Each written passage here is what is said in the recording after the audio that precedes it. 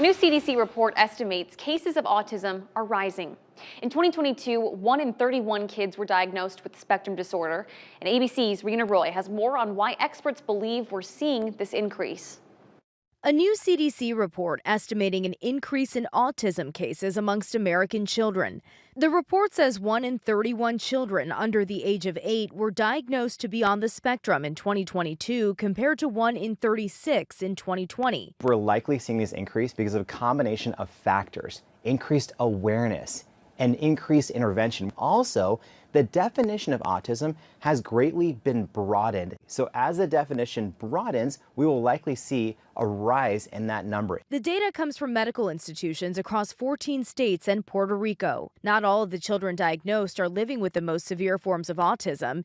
In this report, less than 40% were classified as having an intellectual disability. Health and Human Services Secretary RFK Jr. addressing these new numbers today. And this is just one disease. This whole generation of kids is damaged by chronic disease. RFK Jr. often speaks about rising autism rates, recently facing criticism for consistently omitting crucial context and suggesting vaccines are to blame.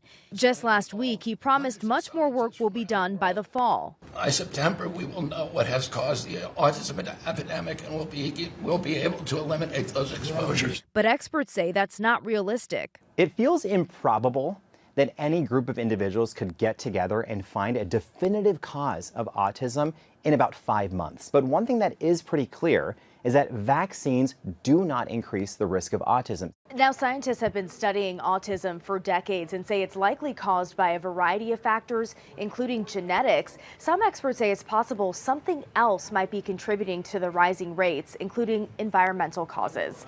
Rena Roy, ABC News, New York.